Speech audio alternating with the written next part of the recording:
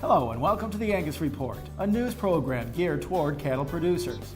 I'm Bob Cervera. And I'm Paige Wallace. From American Angus Association headquarters in St. Joseph, Missouri, we bring you the week's top headlines, including one weather expert's predictions for the coming months. And spring is officially here.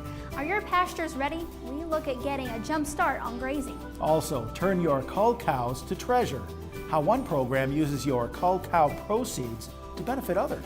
This is the Angus Report.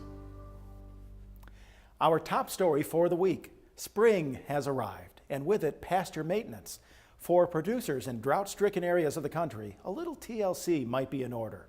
In this report from Oklahoma State University's Sun Up TV, we look at what it takes to rehabilitate pastures still feeling the hurt from the drought.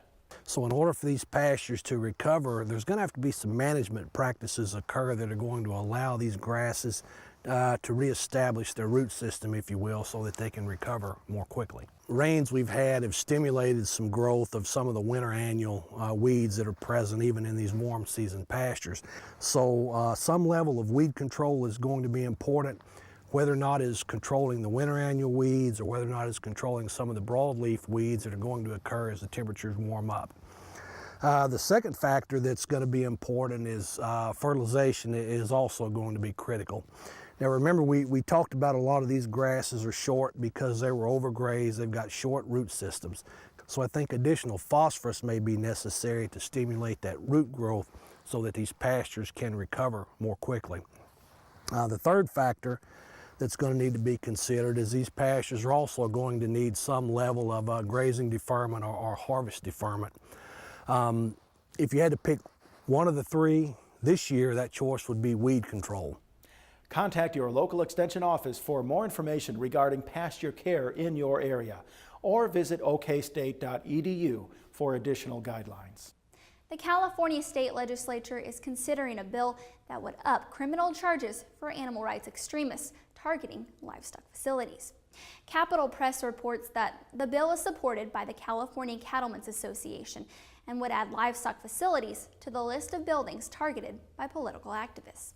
The felony designation would assign a prison term of up to 7 years for exploding a device or committing arson on a beef feedlot, dairy, poultry, or swine facility.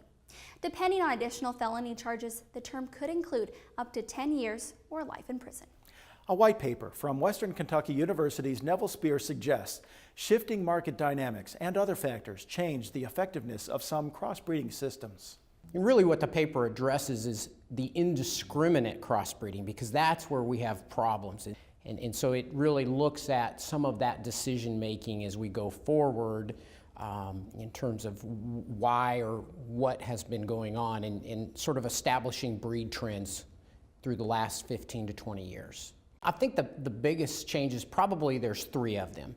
The first one is that obviously we have introduced new value-based systems into our industry. The second factor really goes around seed stock producers, that oftentimes commercial producers want access to value-added marketing networks. The third aspect comes from as commercial herds get larger, time management issues become more important. And so the risk-reward becomes somewhat different when we put all of those factors in together. Visit cabpartners.com to read Spear's full report. Kent Bamford of Haxton, Colorado has been elected president of CattleFax, a leading cattle market information and research organization. Because it takes a real love to do what you do. We love working with Mother Nature. We like the cattle business. We like to nurture cattle along and provide a product for the consumers. But it's a way of life, and it's a great opportunity to work together and to raise a family. Kevin Hughes of Boise, Idaho was named president-elect. Other new directors to the organization's board include Todd Allen of Newton, Kansas, Tom Jensen of Omaha, Nebraska, and Dale Smith of Amarillo, Texas. Growth consulting firm Frost & Sullivan has issued a research report citing a positive outlook for beef growth in China. According to the report, improving living standards has spurred a growing demand for beef. In fact, beef is expected to replace some of the market share traditionally held by pork and chicken in the next 5 years.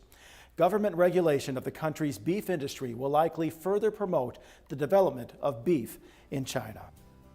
When the Angus Report returns, we look at what it takes to raise cattle everyone wants. Plus a unique donation program that gets the most out of your cull cows. Visit Angus.org to continue watching this episode of the Angus Report.